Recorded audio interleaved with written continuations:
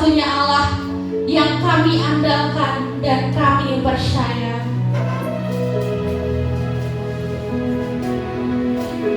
Sama-sama kita mau katakan, Engkau Tuhan yang setia, waktu-Mu selalu yang terbaik. Engkau Tuhan sandaranku, aku hanya akan berharap padamu. Lebih lagi kita mau katakan bahwa Tuhan adalah Allah kita yang setia. Yang setia, percaya waktumu Tuhan adalah yang terbaik.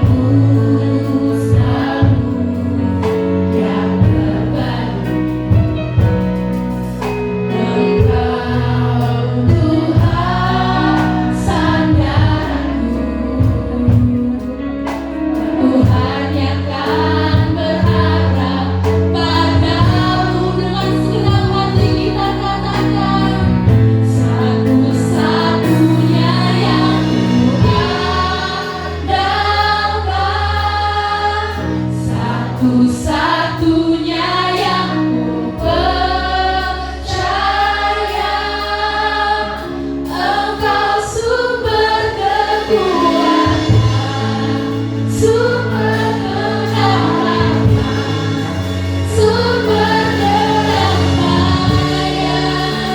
Satu-satunya yang ku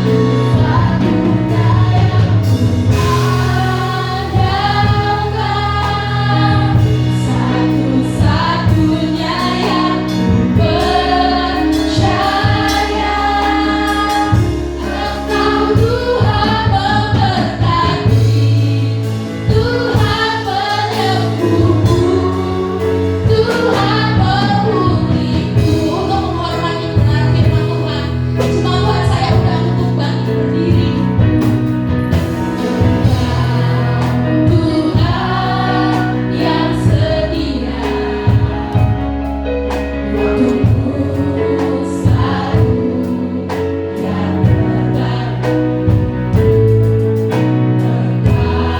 Engkau Tuhan sandaranku, dan kami hanya berharap padamu Tuhan. Hanya akan berharap padamu. Satu-satunya yang ku andalkan, satu-satunya yang kami percaya. Engkau sumber kekuatan, sumber pengharapan, sumber kedamaian.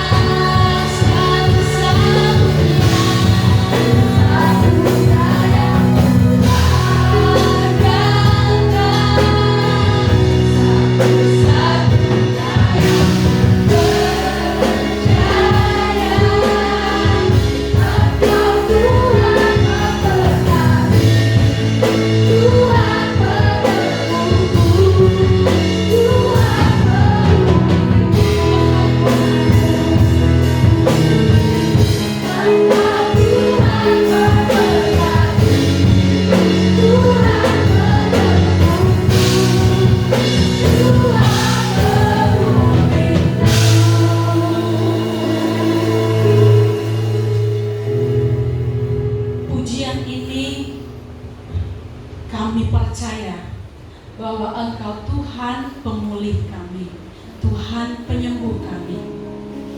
Kami tahu setiap kali firman dan wahyu disampaikan, pada saat itulah kami percaya ya Tuhan, Engkau bekerja menyatakan kasih-Mu. Apa yang sakit, apa yang rusak, apa yang tidak benar akan dibetulkan.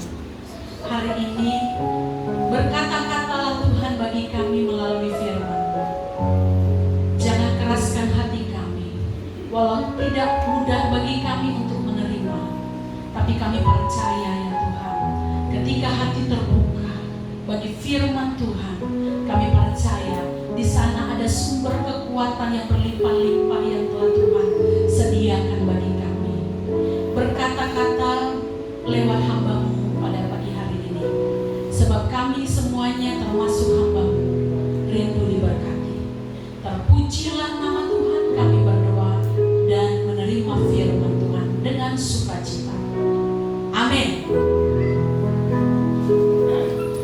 Shalom. Ya, puji nama Tuhan.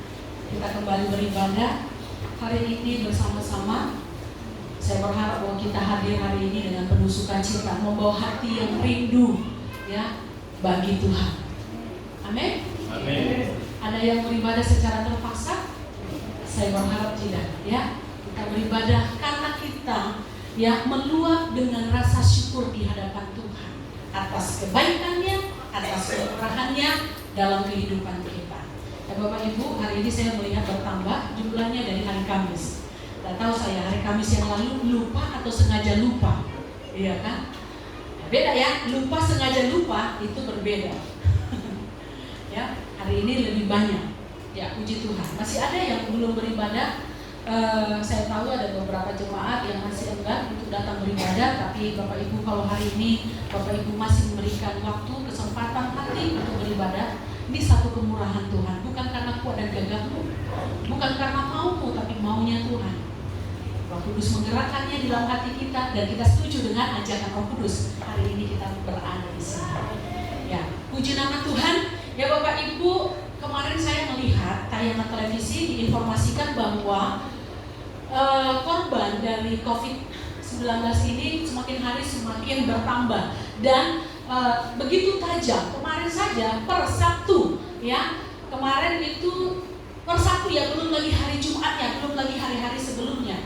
Sejak Ramadan menjelang Ramadan H- berapa begitu ya, lonjakan korban COVID ini itu menaik tajam.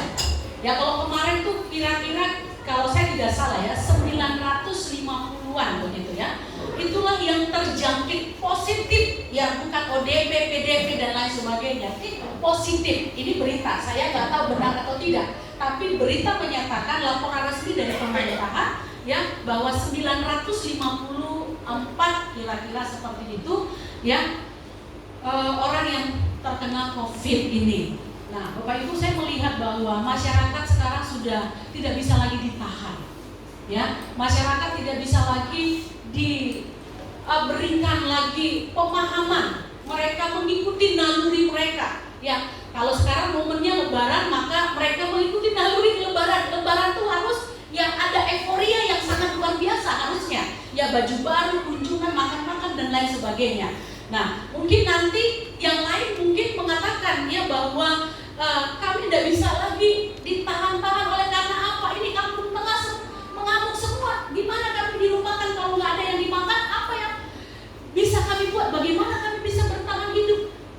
Sepertinya COVID-19 ini bukan lagi sebuah momok yang besar. Momok yang besar hari-hari ini adalah bagaimana saya bisa makan dan bertahan hidup. Sehingga mobilitas masyarakat tidak bisa lagi dibatasi. Oleh sebab itu Bapak Ibu, ke depan ini kita akan siap dengan istilah new normal. Mungkin kita udah semua lihat berita ya, ada istilah new normal. Hari-hari ini pembicaraan new normal ada di berbagai media. Apa itu new normal? Itu adalah sebuah ya kehidupan yang harus kita anggap normal walaupun sebelumnya tidak normal. Dan kita harus mengubah perilaku, kita harus mengubah pola hidup kita. Kita nggak bisa lagi melakukan hal-hal yang biasa sebelum COVID ini terjadi. Nah, jadi masyarakat sudah tidak lagi bisa dibendung untuk beraktivitas. Akhirnya sebentar lagi Bapak Ibu, ya pemerintah akan membuka kembali ya perusahaan, mal-mal, ya sekolah-sekolah. Dan saya sedang membayangkan ya, waduh bagaimana ini. Kemarin saya kirim juga di grup jemaat bahwasanya selama ini saya pernah bilang bahwa anak-anak nggak ada korban, ternyata ditutupi Bapak Ibu. Ya, anak-anak juga banyak yang korban COVID ini. Nah, tapi anak-anak punya imun yang cukup baik sehingga tidak terlalu banyak yang meninggal. Mereka kena tapi tidak meninggal. Ya, meninggal hanya beberapa saja. Dan kalau anak-anak kita kena, mereka pulang Dan di rumah ada orang-orang yang punya penyakit bawaan, itu sangat berbahaya. Dan saya sedang memikirkan apakah saya liburkan anak saya si Nadir ya sampai tahun depan. Tapi lihat berita nggak tahu hoax atau benar, saya belum tahu itu ya. Jadi dikatakan ajaran baru mulai tahun 2021. Semoga ya. Tapi tambah PR orang tua. Di rumah kita orang tua kadang-kadang capek juga ya. Nah, kalau udah begini baru kita sadar betapa ya betapa luar biasa ternyata kerja seorang guru itu. Ya patut kita hargai guru. Selama ini kita sering ngejudge guru. Nah ketika anak-anak ada di rumah baru kita sadar ya betapa luar biasa ternyata ya pekerjaan seorang guru itu. Saya aja nggak sabar. Makanya dibilang mana nih, mama ini nggak cocok jadi guru. Ya mungkin sama orang lain saya bisa ya enak ngajar anaknya gitu. Tapi sama anak sendiri belum tentu gitu ya kan. Nah, jadi Bapak Ibu saya sudah membayangkan. Nah kalau ini rencananya setelah Lebaran ya akan diberlakukan. Siap-siap Bapak Ibu, justru saya takut dengan pemberlakuan new normal ini. Saya malah lebih was-was dari sebelumnya. Karena kalau sebelumnya kita masih di apa ya diberitahukan terus diupdate korban hari ini berapa, yang sembuh berapa, yang meninggal berapa gitu ya. Sekarang nanti mungkin nggak tahu apakah masih ada informasi terupdate yang diberikan oleh pemerintah. Nah kita hidup seperti biasanya, tapi Bapak Ibu di depan kita ini, di sekeliling kita ini ya banyak sekali yang menentukan, yaitu corona tadi itu. Nah kalau di Cina saya lihat beritanya mereka sudah siap. Mereka sudah siap Bapak Ibu. Ya saya lihat anak-anak sudah dipakaikan helm khusus ya, bukan helm kereta, helm khusus. Jadi dia tidak bisa kena muncrat air liur orang juga nggak akan bisa kena ke muka karena tertutup, tangan semua dipakai alat gitu ya penutup. Dan mereka diajari, diedukasi juga begitu juga, semua melakukan protokoler yang dianjurkan oleh pemerintah. Nah Bapak Ibu, saya percaya bahwa Indonesia juga mampu bisa hidup secara normal ke depan dengan protokoler yang telah ditetapkan. Tapi yang saya ragukan adalah apakah ini bisa berlangsung terus menerus. Ingat psikologi orang Indonesia, hangat-hangat di depan, lama-lama hilang. Ya di depan panas, waktu memulai semangat semuanya. Tapi kalau itu berlangsung terus menerus, ya sulit bagi orang Indonesia. Sepertinya, karena saya juga mengalami, saya orang Indonesia. Ya, saya bukan orang Amerika, saya orang Indonesia juga. Jadi, ya seperti itulah jiwa kita. Tapi Bapak Ibu mau nggak mau, ya kita harus siap. Ya hukum rimba berlaku Bapak Ibu di sini. Siapa yang kuat dia bertahan. Siapa yang nggak kuat maka dia akan tereliminasi dari muka bumi ini. Siapa yang siap tereliminasi? Udah siap? Belum ada yang siap. Walaupun surga sudah pasti. Ya, Kamis kemarin kan bilang, aku pergi ke sana untuk menyediakan tempat bagimu. Tapi ketika kita dibilang siap dieliminasi dari muka bumi ini, aku belum menikah ya, belum menikah, belum tahu rasanya bagaimana menikah. Jadi belum siap untuk dieliminasi. Nah, Bapak Ibu, itu yang akan berlaku ya ke depan ini, dan kita harus mau tidak mau, siap atau tidak siap, kita harus maju terus. Ya, tapi yes, lakukan seperti apa yang pemerintah sudah sampaikan, edukasi kepada kita. Bapak Ibu yang dikasih oleh Tuhan, ketika maraknya orang-orang keluar dari rumah, ya, bukan berkerumun karena mengambil sembako, tapi berkerumun oleh karena bagaimana bisa dapatkan baju baru dan lain sebagainya, ya. Kalau Bapak Ibu cermati di media sosial ada hashtag atau caption Indonesia terserah, betul? Beberapa hari yang lalu, tapi belakangan ini sudah dirubah. Mungkin ada yang negur atau bagaimana ya. Nah itu dilakukan oleh siapa? Oleh mereka yang berada pada garda depan, yaitu para medis yang mereka berjuang di sana antara hidup dan mati. Ketika perjuangan mereka sepertinya tak membuahkan hasil, tak berujung, finalnya sampai kapan ini kalau begini, ya? Mereka mulai ada rasa kecil hati, menyerah. Kami sudah capek-capek, tapi di sana kayak nggak peduli. Kalau kalian tumbang, kalau kalian di luar sana sakit, yang sibuk, yang repot siapa? Kami juga. Kalau kami di sini berjuang, anak-anak kami, istri kami di rumah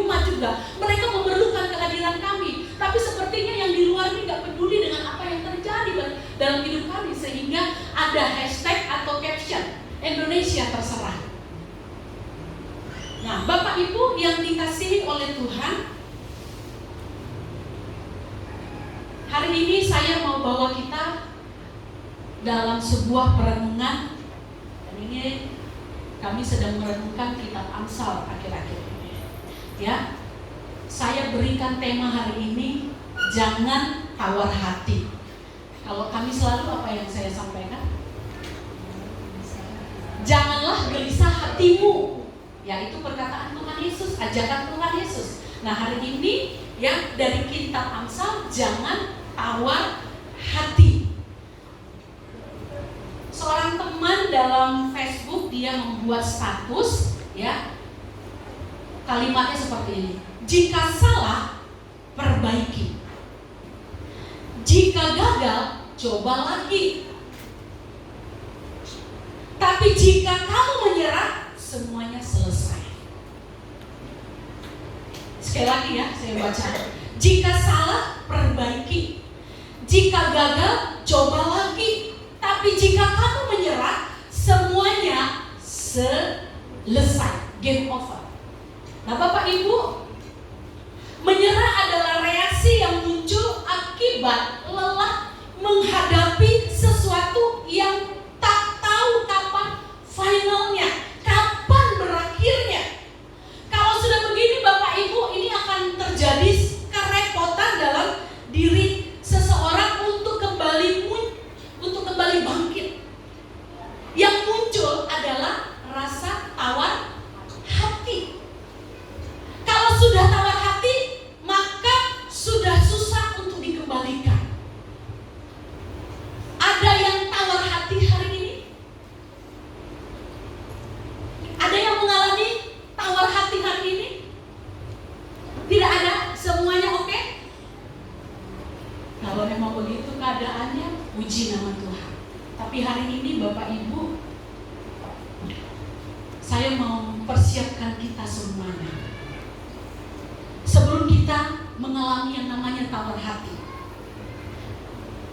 itu datang, sebelum tawar hati itu memuncak, sebelum tawar hati itu sampai kepada titik nadir, saya mengajak kita untuk melihat firman Tuhan hari ini. Hari ini memang keadaanmu sedang aman. Hari ini mungkin tidak terlalu besar goncangan ya ekonomi di tengah-tengah bangsa ini. Tapi beberapa waktu yang lalu saya mendengar orang-orang yang punya mungkin ya cara pandang yang begitu kuat ke depan, bagaimana dia bisa melihat ke depan ini situasi yang terjadi bukan hanya di Indonesia tapi di seluruh dunia ini ya. Makanya dia bilang, kalau kamu punya duit, berhati-hatilah dalam penggunaannya, karena kita tidak tahu wabah ini akan berakhir berapa lama. 2 tahun bisa jadi, tapi untuk menunggu 2 tahun itu bukan waktu yang gampang. 2 bulan aja kita udah kayak cacing kepanasan, apalagi kita harus menunggu 2 tahun. Nah, untuk itu ketika kita punya berkat, maka tahanlah berkat itu, jangan gunakan dengan sembarangan. Belilah untuk sesuatu yang membuat engkau bisa melangsungkan hidup. Nggak usah beli emas, beli baju, beli giwang, beli lipstik. Oh, boleh juga supaya kita kelihatan segar selalu ya. Ya, beli sesuatu yang tidak bermanfaat. Ya sebenarnya nggak perlu, hanya untuk gaya-gaya supaya kita kelihatan fashionable. Nggak usah, pakailah apa yang kau punya di rumah.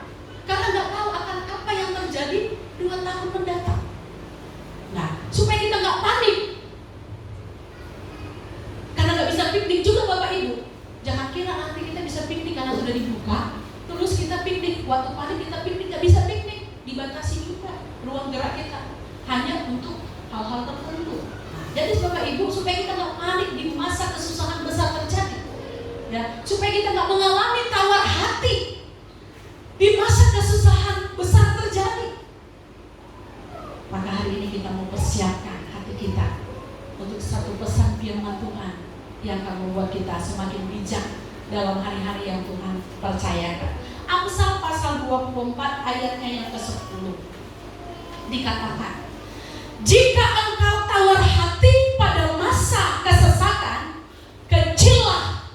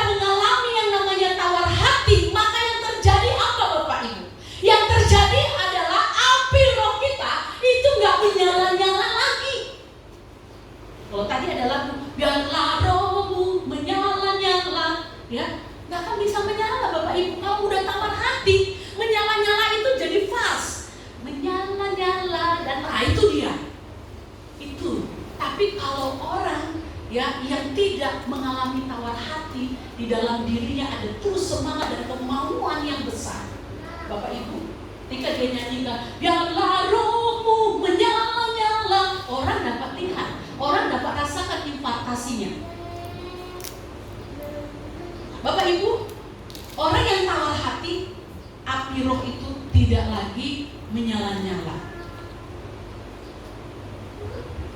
Bapak Ibu, tiap hari iblis itu ada di sekitar kita. Dia tidak datang mencuri apa yang kau punya. Kita punya emas 1 kilo di rumah, dia nggak akan ambil itu, dan dia nggak bisa rampas itu dari kita. Tapi tahu nggak Bapak Ibu, hari-hari ini apa yang dikerjakan oleh iblis untuk membuat manusia tidak berdaya?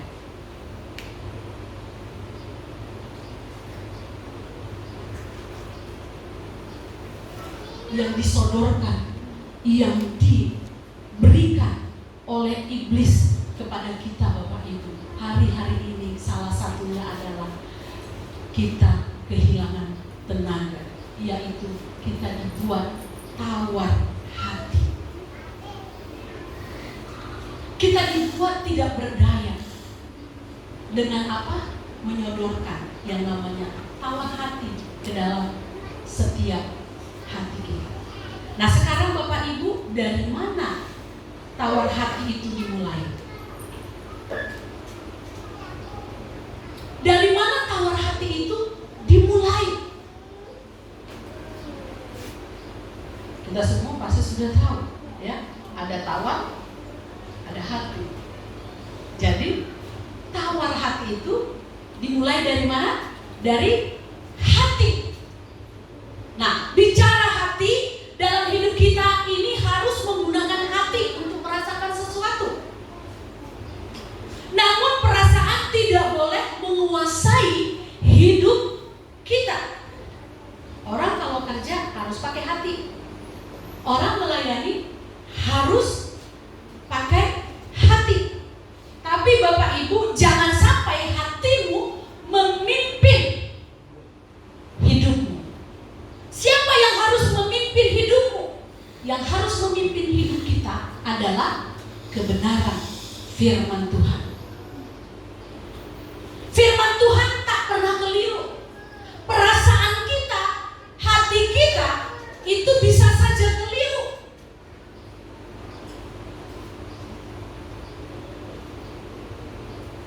Itu sebabnya dalam kitab Amsal juga dikatakan, jagalah hatimu. Memang segala-galanya harus pakai hati, melayani pakai hati. Betul. Tapi kita harus hati-hati bahwa Allah lebih besar daripada hati kita. Amin. Kita menggunakan hati, tapi hati yang kita pakai adalah hati yang disesuaikan dengan kebenaran firman Tuhan. Hati yang dipimpin oleh kebenaran firman Tuhan.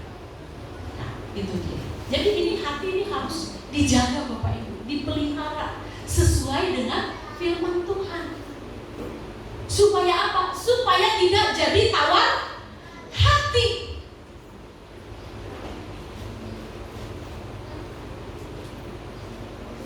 Bagaimana caranya supaya kita tidak tawar hati? Nanti saya akan sampaikan. Tapi saat ini Bapak Ibu, saya mau kita melihat cara kerja tawar hati dalam diri seseorang. Kalau tadi tawar hati itu mulai muncul dari mana? Dari hati. Nah sekarang cara kerja tawar hati dalam diri seseorang sampai akhirnya tawar hati itu berada pada titik nadir di mana kita nggak berdaya lagi, nggak punya tenaga lagi, nggak punya nafsu, nggak punya semangat, dan kita tumbang selamanya. Bagaimana cara kerjanya? Nah, saya melihat bahwa cara kerja tawar hati dalam diri seseorang sampai seseorang itu nggak berdaya. Yang pertama, lewat dorongan mengasihani diri sendiri, self pity, self pity, mengasihani diri sendiri. Biasanya mulai dari sini Bapak Ibu. Tawar hati itu mulainya dari mengasihani diri sendiri. Ya, dimulai dengan rasa adanya kesepian, frustasi, mulai merasa sia-sia. Udah ya, begini aja rupanya balasannya. Sudah ya, sampai di sini aja rupanya. Sudah kulakukan semuanya, tapi tidak dapat hal-hal yang baik sebagai balasannya. Mengasihani diri.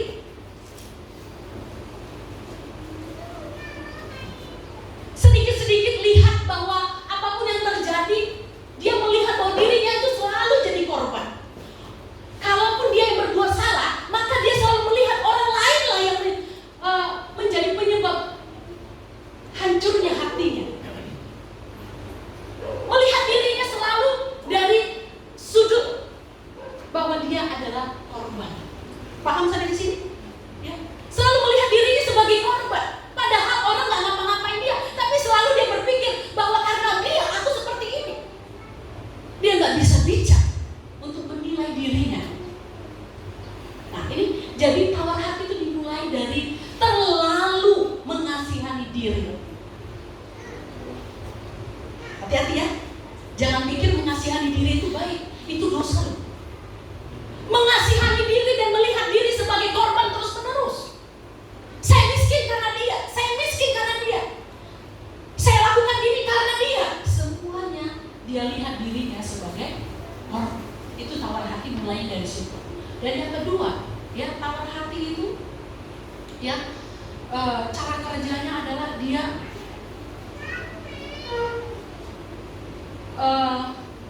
membesar-besarkan penderitaan. Cara kerja tawar hati itu di dalam diri seseorang adalah lewat penderitaan yang dibesar-besarkan. Dengarkan baik-baik Bapak Ibu ya, apa yang saya katakan hari ini. Saya mau katakan, saudara, ketika kau melihat kau punya permasalahan yang besar, jangan pikir bahwa masalahmu lebih besar daripada masalah orang lain. Jangan pikir bahwa masalahmu lebih besar di muka bumi ini. Tidak ada lagi masalah yang lebih besar daripada masalah. Jangan membesar-besarkan masalah. Jangan membesar-besarkan penderitaan. Setiap kita punya porsi penderitaan masing-masing. Timbangan penderitaan yang lebih berat daripada yang kita alami saat ini mungkin juga terjadi di sana. Bukan hanya kita yang mengalami. Jangan selalu berpikir bahwa timbangan penderitaan itu Tuhan berikan kepada kita lebih besar daripada orang lain. Jadi tidak usah membesar-besarkan masalah yang terjadi dalam kehidupan kita. Ada istilah sudah jatuh tertimpa tangga. Artinya bertubi-tubi, begitu ya. Bapak Ibu, memang setiap orang itu akan melihat, ya, melihat masalahnya dalam kacamata dia, ya, melihat masalah itu besar. Tapi saya mau katakan hari ini kepada kita semuanya bahwa penderitaan itu tidak harus membuat kita menderita. Tekanan boleh ada, tapi tertekan itu keputusan. Bapak Ibu, kita nggak bisa tepis tekanan, kita nggak bisa tepis masalah, ya, dari kehidupan di muka bumi ini. Baik pendeta, kaum rohaniawan maupun ya masyarakat awam, semuanya itu mengalami atau berhadapan dengan yang namanya penderitaan, masalah. Nah sekarang Bapak Ibu kita bisa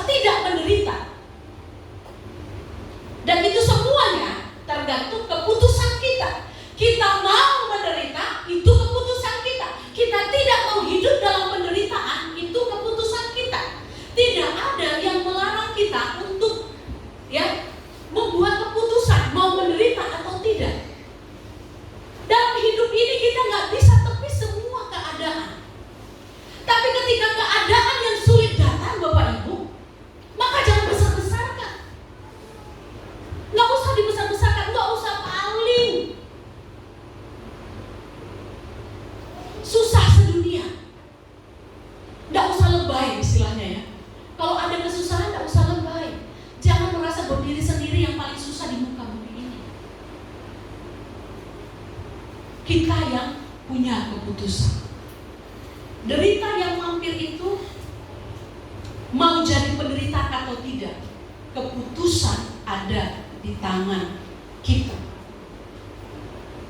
Karena banyak kali masalah yang menyebabkan penderitaan, ya, bukan masalah yang menyebabkan banyak penderitaan, tetapi respon kita terhadap masalah.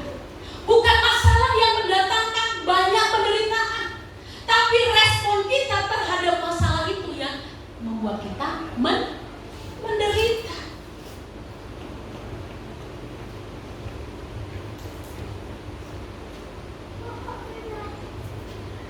Kita dihina, bisa saja. Tapi apakah kita memutuskan untuk kita terhina? Itu keputusan.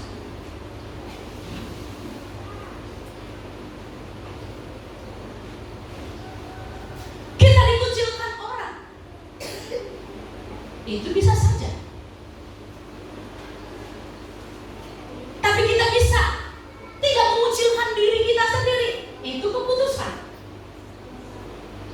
Jadi Bapak Ibu, penderitaan itu ya adalah keputusan.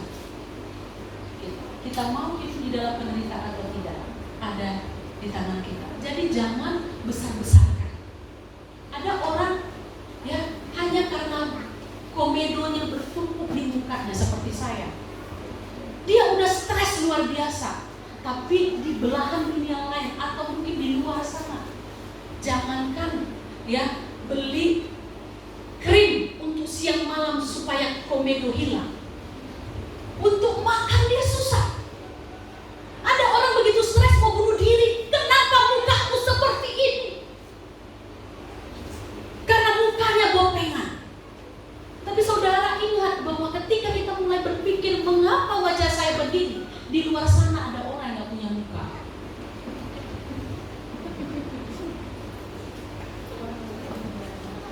Ketika hari ini kita buka tudung saji, yang ada hanya nasi putih di ujung geraknya, kita mulai mengasihani diri kita dan membesar-besarkan masa. Kenapa ini corona? Kenapa ini pemerintah? Kenapa ini?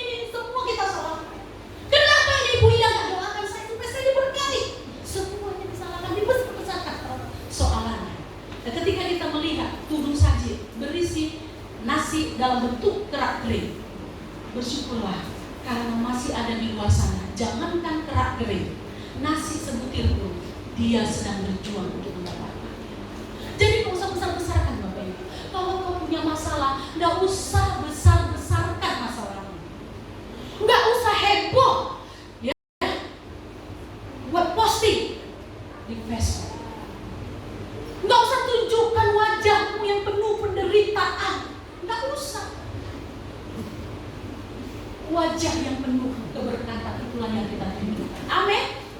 Gak usah besar-besarkan. Saya mau jemaat GKIF kalau ada masalah, ya simpan di dalam hati, naikkan di dalam doamu kepada Tuhan.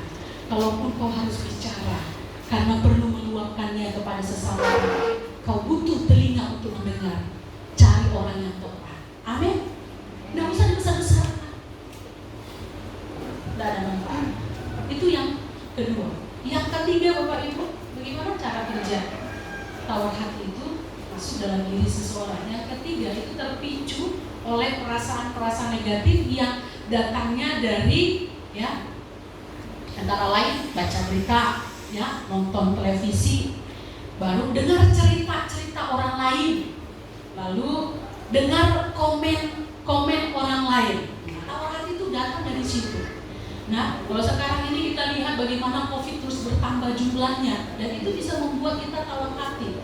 Ya, kita mendengarkan bahwa banyak orang yang diputus kerjanya dari perusahaan, mulai tawar hati. Kalau dia saja bisa, maka aku pun pasti juga akan mengalami hal yang sama.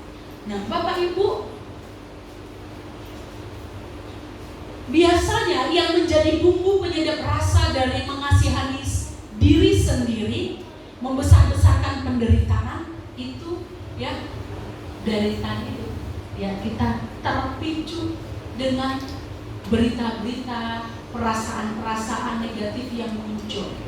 Nah, minta maaf ya Bu Evi, contohnya saya nggak tahu mau buat contoh apa gitu ya. Jadi saya gunakan Bu Evi aja lah ya.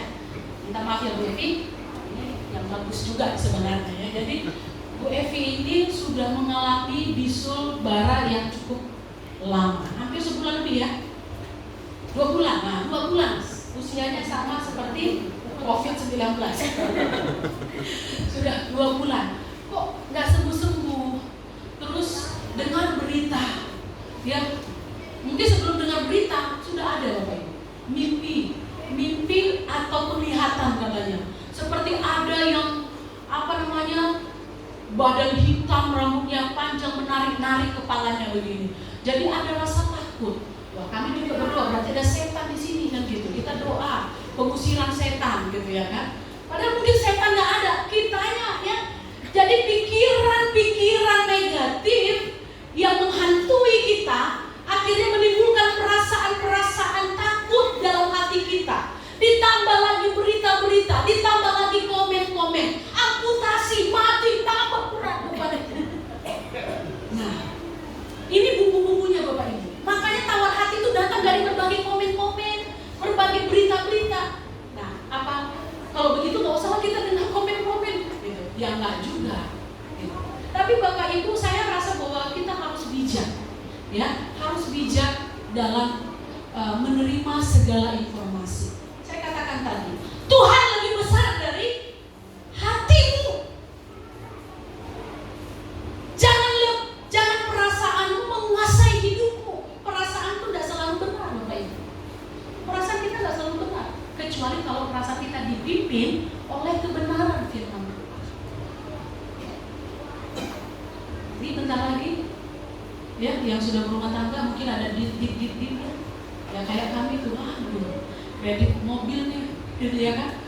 Tuhan, mungkin ini tinggal recehan di dompet, tinggal 20.000. Harga sekarang sedang memuncak, ya, apa-apa naik, harga ayam 29.000 sekilo. Aduh, mau makan apa lagi sekarang ini ya?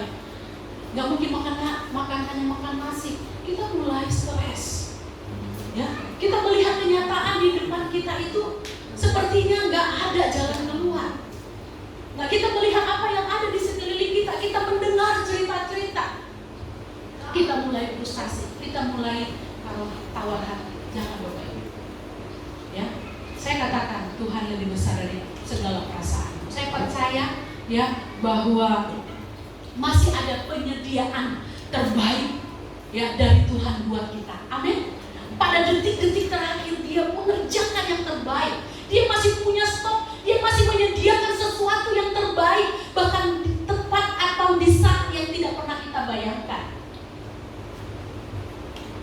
Bulan Mei tinggal beberapa hari lagi. Mungkin akan ada jatuh tempo menanti kita. Ya, jatuh tempo saya nggak tahu, hanya Bapak yang tahu. Saya nggak peduli dengan itu. Ya, ada yang kredit rumah, ya, jatuh tempo tanggal sekian, tapi uang rumahnya segini, gimana Tuhan? Ya, realita mungkin, ya, terlihat seperti itu. Tapi ingatlah, penyediaan Tuhan bagi kita itu sangat luar biasa. Amin. Puji nama Tuhan. Bapak Ibu, jangan tawar hati. Jangan tawar hati. Bapak Ibu, bagaimana supaya kita tidak tawar hati? Tadi kita sudah melihat 3 cara kerja tawar hati masuk dalam diri seseorang. Yang pertama lewat apa? Mengasihani diri. Yang kedua lewat membesar-besarkan masalah. Yang ketiga lewat perasaan-perasaan negatif, berita-berita, komen-komen. Nah, itu cara kerjanya ya, tawar hati masuk. Akhir-akhir ini saya lihat orang kalau nggak dikomenin pusing dia. Saya nggak peduli kalau komen statusku atau tidak, masa bodoh. Tapi ada orang karena jangankan di komen, nggak di like pun dia stres. Kenapa nih orang nggak di like? Saya bingung loh. Orang-orang sekarang teliti banget. Dia bisa lihat, ya, dia nggak pernah like. Dari mana kau tahu kau nggak pernah di like? Rupanya dia periksa. Kalau saya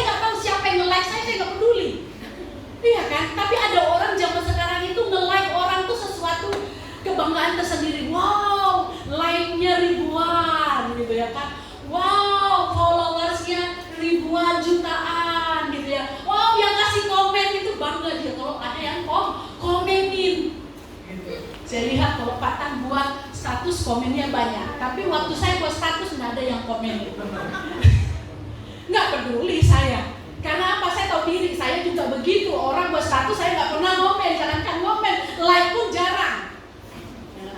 Gitu ya kan? Jadi ada orang loh yang terganggu jiwanya karena dia nggak dikomenin, nggak di-like-in. Iya kan? Sakit jiwanya. Ya Ci, kamu sakit nggak jiwamu kalau nggak dikomenin? Kalau udah sampai ke masa itu kita itu udah luar biasa memang akutnya ya. Ya di sini udah ya hanya untuk senang-senang saja. Siapa di sini yang nggak pernah saya like? Ada yang pernah lihat? Ada yang pernah periksa? Ya, itu Bapak Ibu ya. Nah sekarang bagaimana supaya kita nggak tawar hati? Saya percaya bahwa kita semua tadi sudah mengakui siapa di sini yang tawar hati? Nggak ada. Nah, tapi bisa saja tawar hati itu nanti muncul, ya. Iblis datang menawarkan, menyodorkan rasa tawar hati dalam diri kita. Karena apa? Mungkin karena masalah jodoh, mungkin masalah ekonomi, mungkin masalah pekerjaan, mungkin masalah tetangga dan lain sebagainya. Hari ini kita mau tahu, ya, bagaimana supaya kita terhindar dari tawar hati itu. Nah, kita akan belajar, coba melihat dari beberapa peristiwa, ya, dan juga dari beberapa tokoh. Mari kita buka Yosua pasal 1 ayat 9.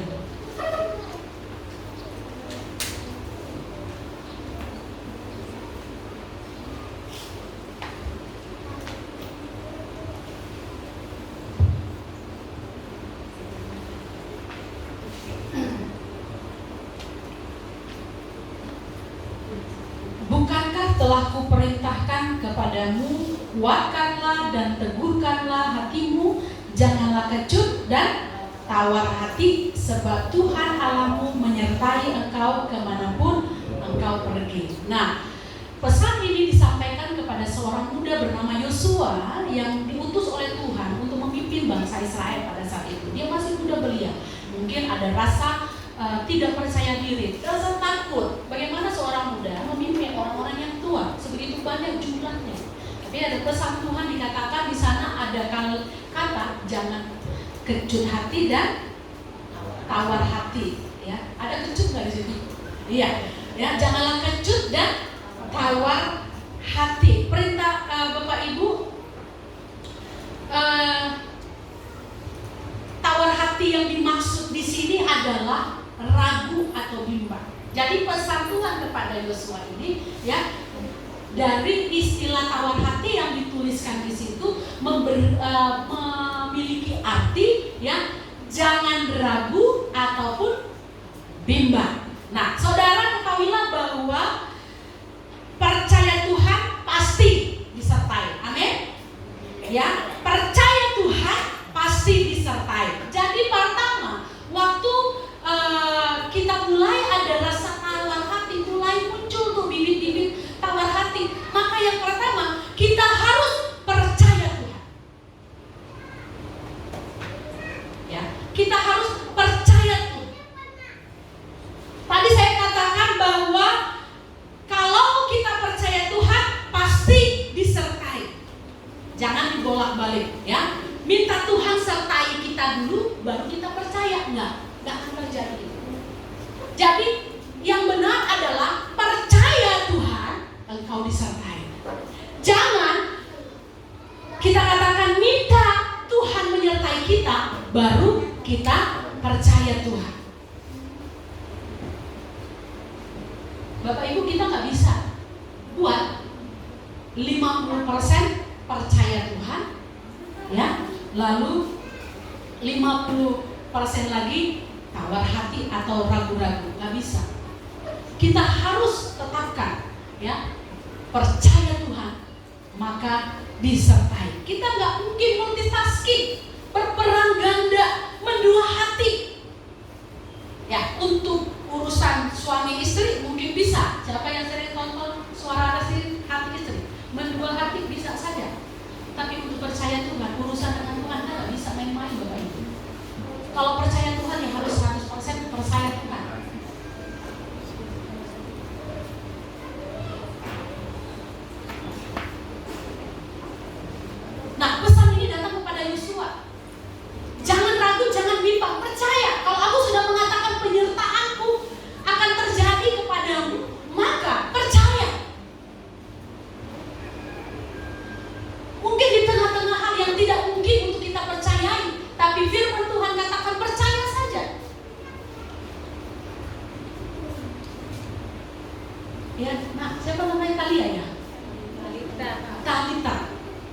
Talita mengalami penyakit hari-hari ini.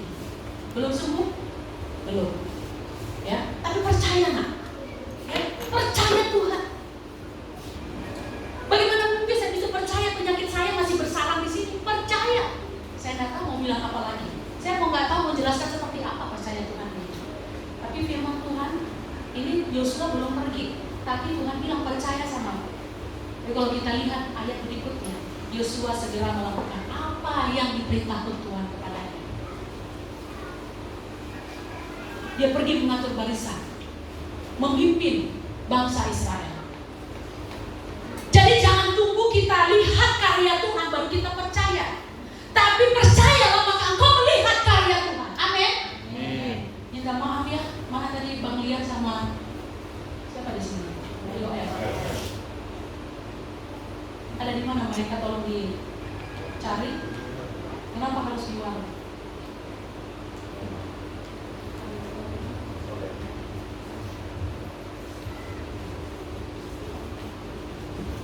Sudah disiapkan kursi di sini. Ini kanan-kanan.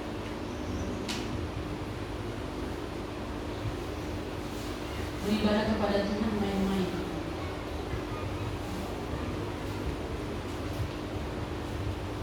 Kita belum seperti orang Islam, 1 hari 5 kali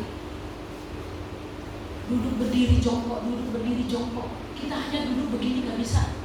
Dengar firman Tuhan baik-baik. Bagaimana kita minta penghargaan dari Tuhan kalau kita sendiri gak menghargai Tuhan pada saat kita beribadah kepada-Nya? Udah paling enak kita orang Kristen. Duduk bagus, hanya duduk yang Tuhan minta untuk dengar firman.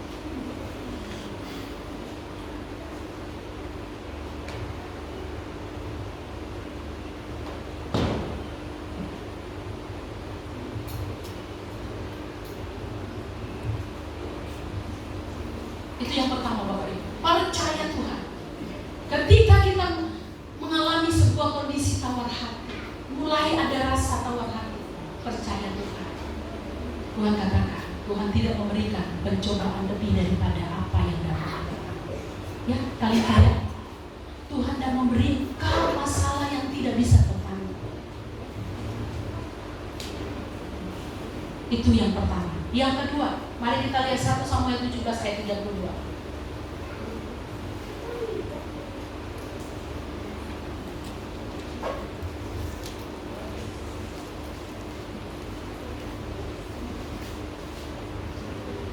Samuel 17 ayat 32.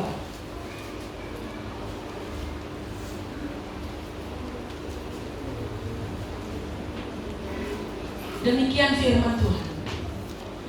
Berkatalah Daud kepada Saul, janganlah seseorang menjadi tawar hati karena dia, hambamu ini akan pergi melawan orang Filistin. Siapa yang berkata demikian?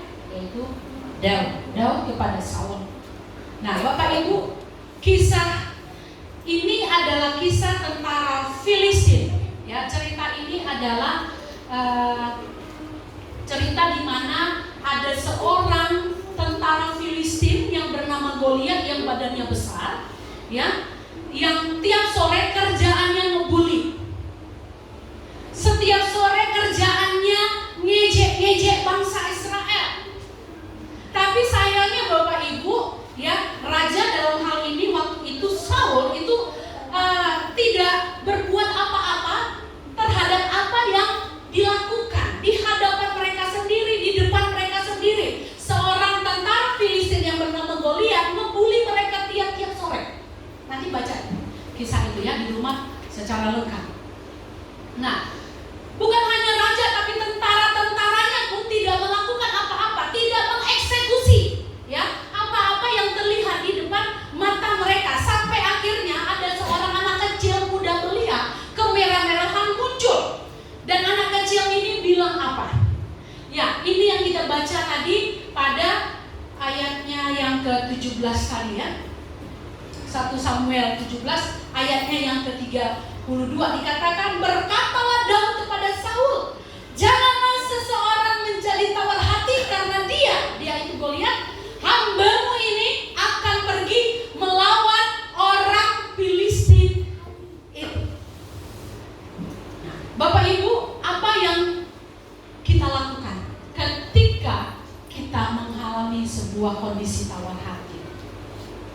Yang kedua, sesuai dengan apa yang kita lihat dalam cerita ini, ya, jangan pernah setuju dengan pengejek Tuhan. Jangan pernah setuju dengan pengejek Tuhan. Nah, dalam hal ini kita lihat Goliat itu merendahkan bangsa Israel, merendahkan Tuhannya orang Israel.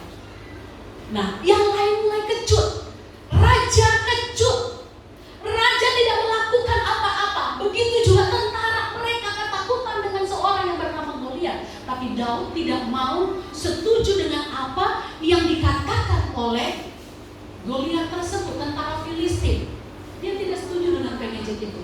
Walaupun dia sadar ini bukan lawannya, tapi dia percaya bahwa Tuhan Allah Israel yang sekarang ini sedang dihina-hina, sedang dibuli oleh seorang sosok yang bernama Goliat. Ya, dia berkata, aku yang akan maju. Daud yang akan maju sekalipun dia sangat kecil, sangat muda, tidak punya pengalaman berperang di medan peperangan, nggak ada. Dia hanya melawan binatang-binatang buas. Tidak punya pengalaman dalam peperangan yang sesungguhnya. Tapi dia tidak setuju dengan apa yang dikatakan oleh Goliat.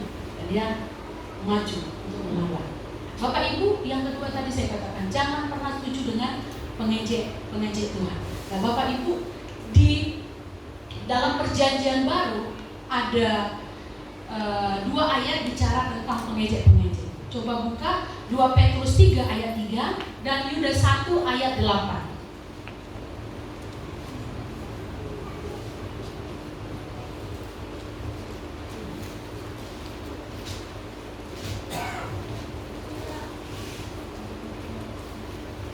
Petrus 3 ayatnya yang ketiga, demikian.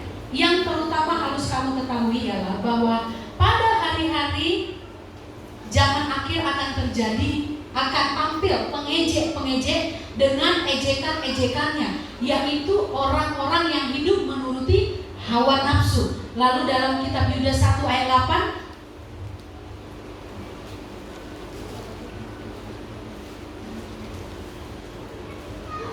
Yudas 1:8, namun demikian orang-orang yang bermimpi-mimpian ini juga,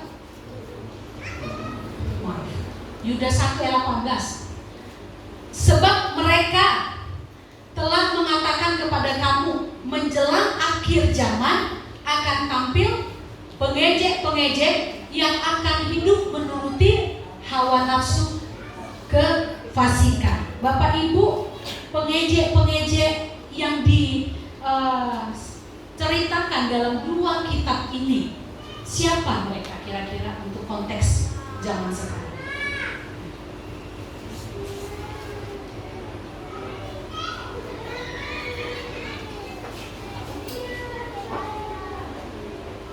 Orangnya siapa? Seperti apa? Saya coba memikirkan ya, siapa orang-orang yang dimaksud di sini. Orang-orang yang dimaksud di sini adalah orang yang suka bilang sama kita dengan mengejek kita. Dia tidak mengejek seperti apa ya, ku ejek kau, tapi dari kata atau kalimat yang dikeluarkan itu mengandung ya nilai ejekan. Misalnya ada orang yang bilang begini sama kita, udahlah, ngapain kau ke gereja? Ke gereja kau tiap hari, tapi marah-marah, nggak berkurang marah-marah. Ke gereja kau tiap hari, tapi nggak berkurang merepek aja kau terus. Ini ejekan apa enggak? Ejekan apa enggak? Ya, mungkin di satu sisi ada kebenaran yang disampaikan, tapi dia sedang mengejek kita. Bapak Ibu, kalau kita ke gereja aja masih marah-marah, gimana kalau nggak ke gereja lebih parah marah-marahnya? Jadi artinya Bapak Ibu masih ada nilai positif, walaupun marah-marah kita masih ada, tapi ke gereja masih ada untungnya, betul nggak? Jadi kita jangan menyetujui apa yang diperkatakan oleh orang lain, apa yang diejek orang lain tentang kita. Memang ini sebuah peringatan juga ya. Tetapi Bapak Ibu, kadang-kadang kita mau jadi tawar hati karena ada komen-komen orang pertanyaan kita, ngapain kau ke gereja? Ke gereja berdoa nungging-nungging tiap hari. Apa yang kau dapat? Tetap aja kau miskin. Tetap aja kau gak cantik-cantik. Makin kuat tuh kulihat kau di gereja itu. Ya kan? Tiap hari kau ke gereja. Haleluya, haleluya. Saya dulu gerak. Dulu kalau saya baru kita melihat di sini, kalau saya lewat dari sana, orang sudah bilang, haleluya katanya. Nama saya bukan si haleluya. Nama saya Bu Ida. Haleluya katanya begitu. Saya pertama-tama diam aja. Tapi hati saya sudah panas. Karena dia mengejek. Dia tidak tahu haleluya itu kan puji Tuhan. Tapi dia sudah menyebutkan ya puji Tuhan ini dengan cara yang tidak benar. Gereja haleluya. Besoknya saya lewat. Gereja haleluya. Aku bukan si Ida. Dia kan, gereja haleluya katanya. Kenapa disebut saja nama saya kan begitu. Lalu yang paling menyakitkan itu ketika dia mengungkapkan sebuah kalimat yang begitu agung, tapi pada saat yang tidak tepat atau mungkin dengan cara mengolok-olok. Sebenarnya kita mengerti itu olok-olokan untuk menunjukkan berbedanya kita dari mereka. Ya. Ini yang ngejek bukan lagi orang Islam. Yang mengejek sesama kita juga. Karena berbeda denominasi. Yang sana hening cipta, himnal. Tapi kalau kita tepuk tangan, bertopak-topak hamun ada. Ya gitu, gereja bertepuk tangan katanya. Padahal ada nama gereja di KIM kan, bukan gereja bertepuk tangan. Ya kan? Nah, ini olok-olokan. Yang kadang-kala Bapak Ibu itu bisa menimbulkan rasa tawar hati. Misalnya tadi kau ke gereja kerja tapi marah-marah terus. Nah, kalau ada komen seperti itu, bisa jadi kita tawar hati udah nggak ke gereja lagi terus. Iya kan? Udah nggak ke gereja lagi, kan udah tawar hati. Aku ke gereja salah. Nggak ke gereja lebih salah lagi. Kalau tadi ke gerejanya kita masih marah-marah, udah dengar firman Tuhan, apalagi nggak ke gereja. Ya, kalau kemarin Ibu Lisna renungkan dari Amsal, kita renungkan dari Amsal, bagiannya sampaikan, kalau tidak ada wahyu, lihatlah rakyat.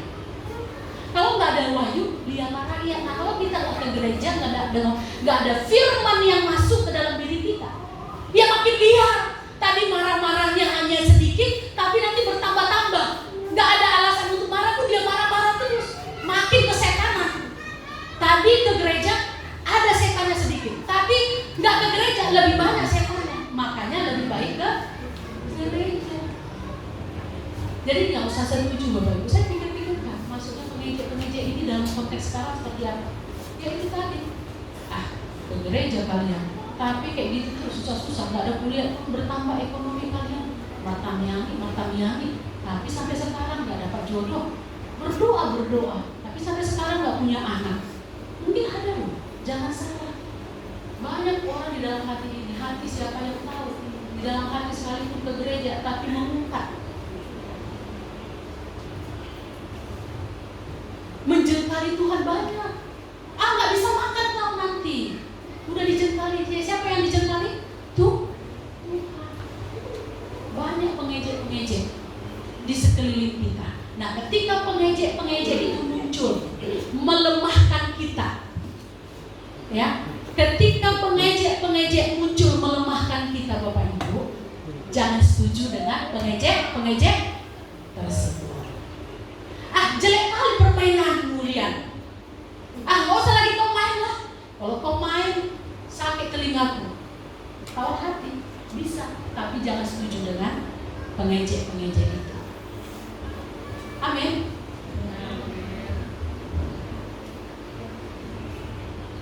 Itu yang kedua.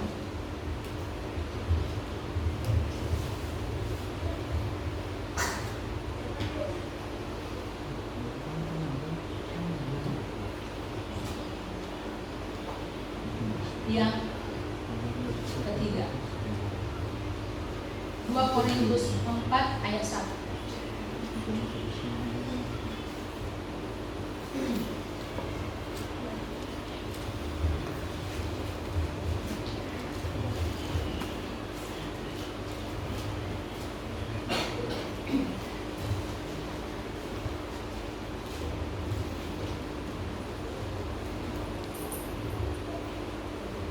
2 Korintus 4 ayat 1, tolong dibacakan.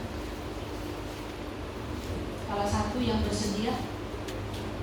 Oleh kemurahan Allah kami telah menerima pelayanan ini, karena itu kami tidak tawar hati. Ya, oleh kemurahan Allah dan menerima pelayanan ini, oleh sebab itu kami tidak tawar hati. Bapak Ibu, arti tawar hati dalam konteks ini adalah tidak lari dari panggilan, tidak lari dari pelayanan. Paulus tidak kabur karena menerima pelayanan ini. Oleh karena apa? Oleh karena dia menyadari bahwa pelayanan itu adalah kemurahan Allah.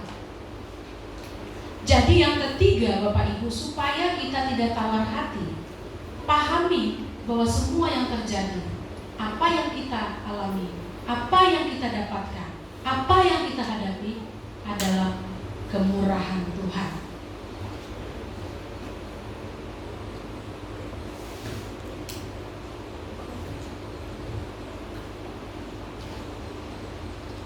Paulus bisa melayani Tuhan bukan karena dia pintar, bukan karena dia seorang ahli kitab, bukan karena dia punya latar belakang orang kaya, tapi justru dikatakan, ya, dia dapat terpanggil melayani Tuhan karena kemurahan Tuhan sendiri.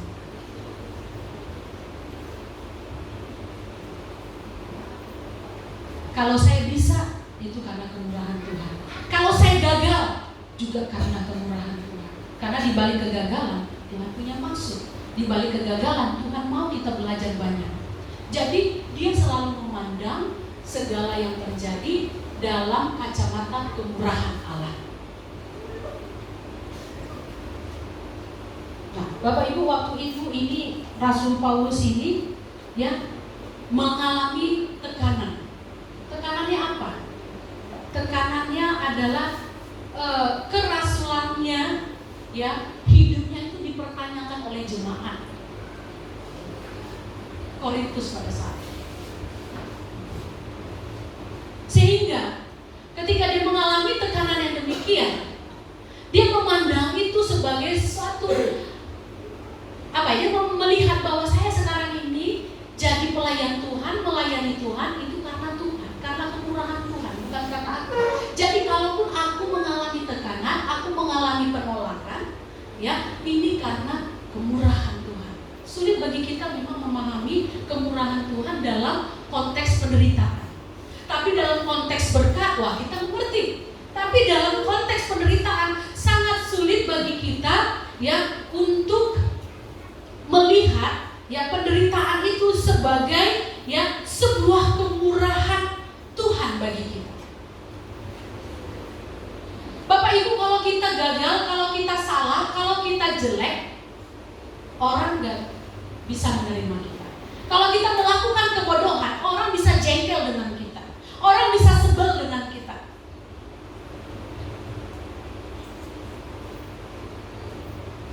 Tapi kalau kita melihat Tuhan, apapun keadaan kita, Tuhan gak pernah meninggalkan kita. Tuhan itu baik, Tuhan tetap mengasihi kita. Orang lihat kita sebelah mata, tapi Tuhan melihat kita dua mata telanjang bersama-sama. Dan Dia menghargai kita. Dia selalu memberi kesempatan kepada kita. Kalau manusia, enggak. Sekali kau berbuat, besok belum tentu kau dipercayai. Tapi Tuhan enggak. Tuhan tetap mengasihi kita. Dan Dia selalu melihat, Paulus melihat, ya, penderitaannya itu dalam konteks kemurahan Tuhan. Oke, jemaat-jemaat tidak mengasihi, tidak menghargai, tidak menganggap aku, dan mempertanyakan kerasulanku, tapi tidak dengan Tuhan. Tuhan melihat, Tuhan menghargai. Nah, Bapak Ibu, ketika kita tawar hati karena ada sesuatu yang kita alami, lihatlah kemurahan Tuhan.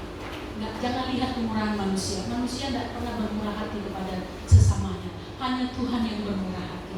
Kalaupun kita gagal hari ini, besok kita akan menerima, ya, hal yang indah dari Tuhan. Bapak Ibu yang dikasihi oleh Tuhan, kalau kita gagal, jangan tawar hati. Kalau kita tidak diterima orang, jangan tawar hati. Kalau orang mengecilkan kita, jangan kecil hati. Kalau orang memandang kita sebelah mata, jangan kita tutup mata. Sampai kita nggak bisa lagi lihat apa-apa. Habislah, lenyaplah semuanya dari kita. Tapi ingatlah bahwa masih ada satu pribadi lagi. Dia gak pernah berubah mengasihi kita, menerima kita, dan tidak memandang kegagalan kita. Dia masih punya banyak penyediaan seperti yang saya katakan tadi. Dia masih punya banyak stok untuk membuat engkau bisa lebih baik lagi ke depan. Amin. Jadi dia membuat Paulus tidak mundur dari pelayanannya. Sekalipun hatinya hancur, kerasulannya dipertanyakan. Kalau orang menolak dia, tapi Tuhan tidak menolak dia. Kalau orang menolak engkau, Tuhan tidak menolak engkau. Ingat baik-baik. Kalau manusia menyingkirkan engkau, ingat Tuhan tidak pernah menyingkirkan. Tidak pernah ada kata terlambat kalau engkau mau berubah. Hari ini saya bisa sebel dengan mereka berdua, ya. Tapi Tuhan tidak pernah sebel. Dia masih punya banyak kesempatan diberikan kepada kalian. Jadi kalau kalian nggak bertobat begini terus setiap minggu, tinggal tunggu aja hajaran dari itu. Jangan salahkan saya bicara seperti ini. Sebagai gembala saya mengingatkan, ya, kursi sudah tersedia di depan supaya bisa bertahan. Rupanya tetap keluar juga. Ya, saya bisa sebel, tapi Tuhan mengerti setiap hati setiap orang. Dia masih membuka kesempatan selebar-lebarnya untuk sebuah pengampunan, untuk sebuah pembetulan. Jadi jangan putus asa. Paulus tidak putus asa karena dia dipertanyakan kerasulannya. Paulus tidak putus asa dan lari dari pelayanan, dari panggilannya oleh karena dia dikucilkan. Kita pun seperti itu. Amin. Jangan putus asa. Hari ini saya benci dengan kalian dalam arti perbuatan, bukan diri kalian. Tapi Tuhan tidak pernah benci. Kegagalan hari ini, kesalahan, kebodohan hari ini, kalau diperbaiki, masih banyak penyediaan berkat Tuhan yang luar biasa. Tuhan itu. Bapak Ibu, ada sebuah kisah inspiratif yang dibuat di Facebook oleh seseorang, di mana captionnya mengatakan tidak ada kata terlambat. Nah, saudara, dalam postingannya itu yang ditampilkan adalah cerita tentang suksesnya Kolonel Sanders. Tahu siapa dia? Ya, pendiri KFC, yang punya KFC di mana-mana. Gitu ya. Jadi suksesnya dia itu tahu pada usia berapa? Usia 60-an, menjelang 70 tahun. Udah tahu usia seperti ini apa sih yang bisa dibuat lagi? Iya kan? Tapi Bapak Ibu, pada usia seperti itulah Kolonel Sanders baru mencapai puncak suksesnya. Jadi katakan dalam captionnya itu tidak ada kata terlambat. Nah, jadi ketika dibuat seperti itu, banyak orang kasih komen. Dalam kolom komen itu, waduh sangat inspiratif, waduh sangat menguatkan, gitu ya kan.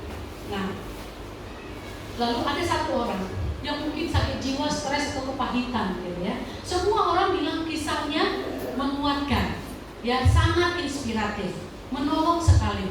Tapi ada satu orang yang kasih komen dalam kolom tersebut, dikatakan, iya sih, suksesnya nggak terlambat, tapi nikmatinya yang terlambat. Iya, kalau 70 tahun ya nikmatnya kan tinggal sedikit lagi gitu ya, karena 70 tahun ya sudah masa-masa kritis ya, tinggal di dunia, tinggal sedikit waktu lagi. Nah, semua orang bilang bagus, inspiratif, menguatkan, tapi yang satu ini yang melihat sesuatu namanya udah sakit jiwa, sakit stres, orang yang suka kritik yang nggak benar, ya, berarti dalam dirinya itu ada sakit jiwa. Saudara, kalau ada di sekelilingmu orang suka kritik, orang semuanya nih bagus, tapi dia sendiri yang bilang jelek gitu ya. Nah, itu ada sakit jiwa, banyak kepahitan dalam hatinya. Perlu didoakan, perlu ditengking supaya sehat. Ya kan? Nah, jadi satu orang ini muncul dengan komen yang tidak bagus, ya sih katanya, ya kan? Suksesnya nggak terlambat, tapi nikmatinya yang terlambat. Bapak Ibu yang dikasih oleh Tuhan, jangan lihat situasi apapun dari sudut negatif. Tapi lihatlah segala sesuatu dari sudut kemurahan Allah, ya, dari kacamata Tuhan melihat segala sesuatu, bukan hanya yang suka, yang duka pun. Mari kita lihat dari sudut pandang yang positif, dari sudut pandang kemurahan Tuhan, supaya kita mampu untuk, ya, bangkit kembali. Itu yang ketiga. Yang keempat, Bapak Ibu, terakhir dari 2 Korintus pasal 4 ayatnya yang ke-16.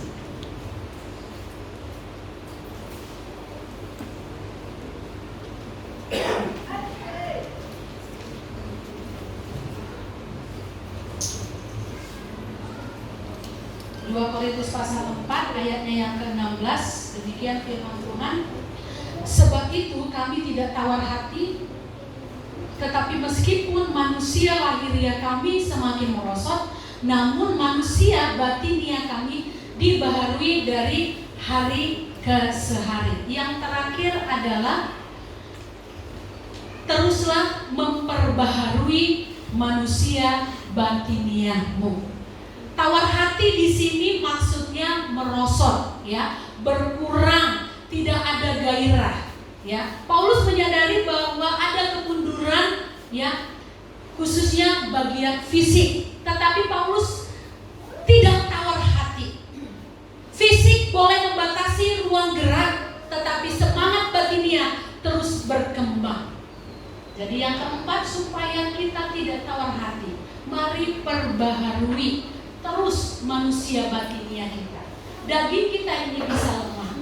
Ketika kita melihat fisik kita mulai lemah, ketika kita melihat umur kita terus bertambah, banyak yang berkurang dari kualitas hidup kita, otak kita, daya ingat kita, sumber daya kita, tenaga kita, ini berkurang dari hari ke hari. Tidak ada orang semakin tua semakin bagus badannya, semakin tua itu semakin berkurang. Kadang-kadang Pak Tan bilang, ingat aku ini sudah tua. Bapak belum tua. Saya bilang, aku sudah tua. Mengaku dirinya tua, ya, dari segi usia masih lebih tua lagi Pak Manalo, iya kan? Masih lebih tua lagi Pak Raja Buku. Tapi Pak Tan selalu mengatakan aku sudah tua. Boleh jadi umur sudah menunjukkan, ya, tanda-tanda penuaan, tetapi semangat gak boleh tua. Amin. Semangat harus muda, usia boleh tua, tapi semangat harus berapi-api, menyala-nyala terus. Amin. Seperti Pak Manurung ini, usia boleh tua, iya kan? Semangatnya muda. Saya senang sekali. Nah, yang lain harus ngikut. Amin. Dia Pak Tampu, ya. Usia berapa Pak? 49. Oh, sama dengan Pak Tandohan dong. 7 aku. Oh, 47. Mau juga dibilang terlalu tua ya, 47. Ya, oh masih muda, masih kepala 4. Ya, Pak Manurung kepala 5, Pak Raja kepala 5, Pak Manalu kepala berapa? Kepala 6. Berarti Pak Manalu yang lebih tua, ya, di antara kita semua yang ada di sini. Nah, Nenek.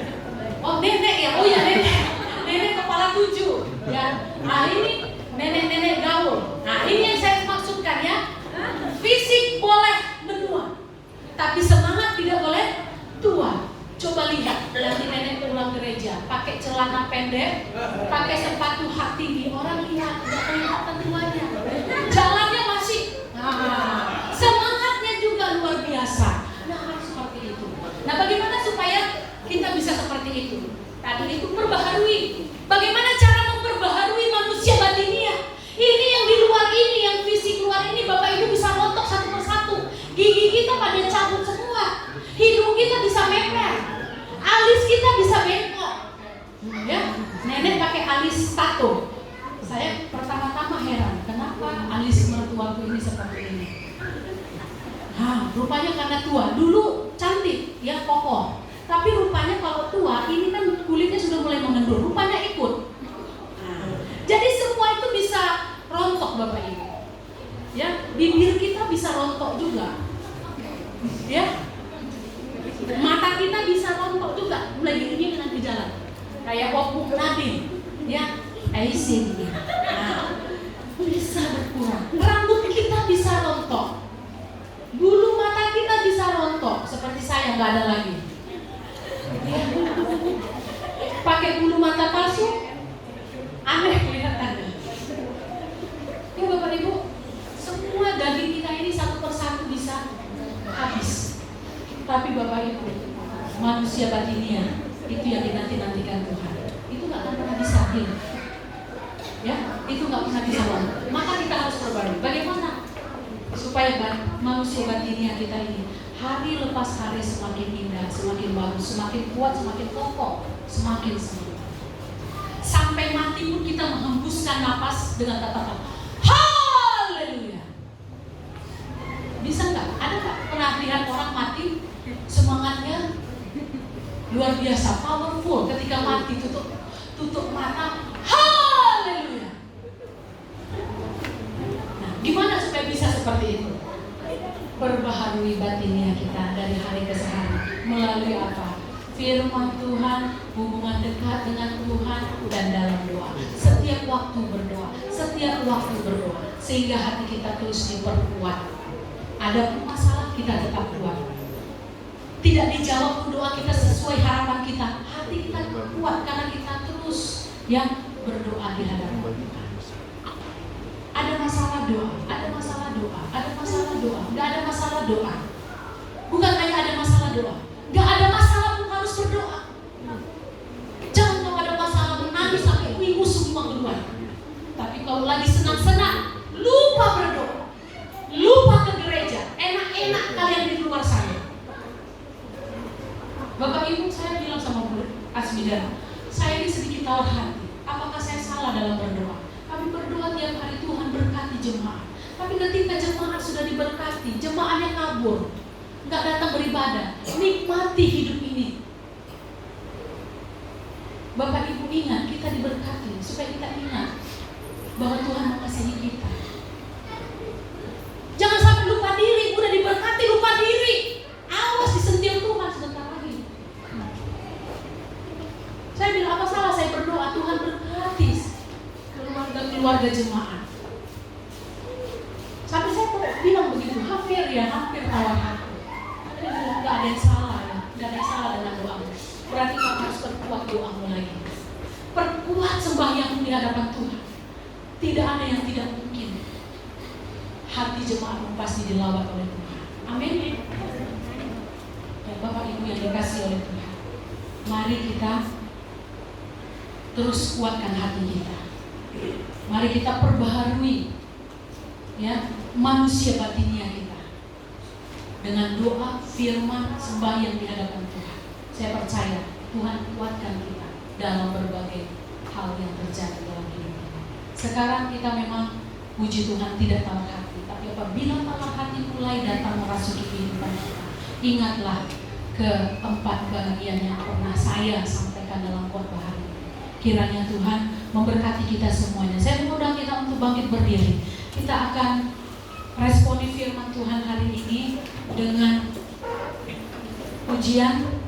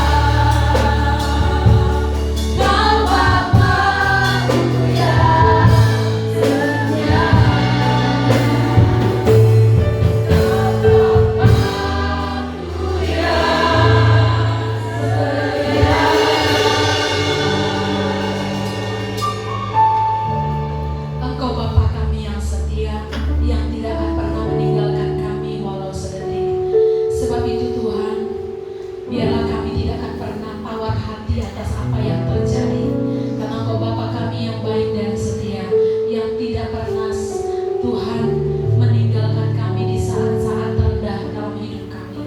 Kalau kesulitan, tekanan, penolakan terjadi dalam hidup kami ya Tuhan, kami tidak mau kehilangan arah, kami tidak mau kehilangan semangat, kami tidak mau tinggal di dalam rasa mengasihani diri dan juga membesar-besarkan masalah, tetapi kami mau punya Tuhan karakter atau mental yang baik, seperti firman Tuhan yang hari ini kami dengarkan, bahwa kami tidak boleh tawar hati dalam kesesakan, karena ketika kami tawar hati dalam kesesakan, kecillah Tuhan kekuatan kami. Oleh sebab itu Tuhan, mampukan kami untuk tetap tegak berdiri, selalu memandang kepadamu. Kalau kami melihat diri kami susah, maka ada yang lebih susah, dan penderitaan yang paling hebat adalah ketika kami melihat salib Tuhan. Ketika kami melihat penderitaan Tuhan tergantung di atas salib itu, cukuplah bagi kami untuk bersyukur bahwa apa yang kami alami sesungguhnya tidak lebih besar daripada apa yang pernah Tuhan alami Tuhan, dan Engkau alami semua itu demi kami. Dan ketika kami melihat penderitaan kami sebuah bentuk kemurahan Allah bagi kami. Kalau kami melihat bahwa banyak kesusahan kami, tapi kami melihat bahwa kemurahan Tuhan akan Tuhan nyatakan dalam kehidupan kami. Ada banyak persediaan yang tak terbatas yang Tuhan persiapkan bagi kami yang terus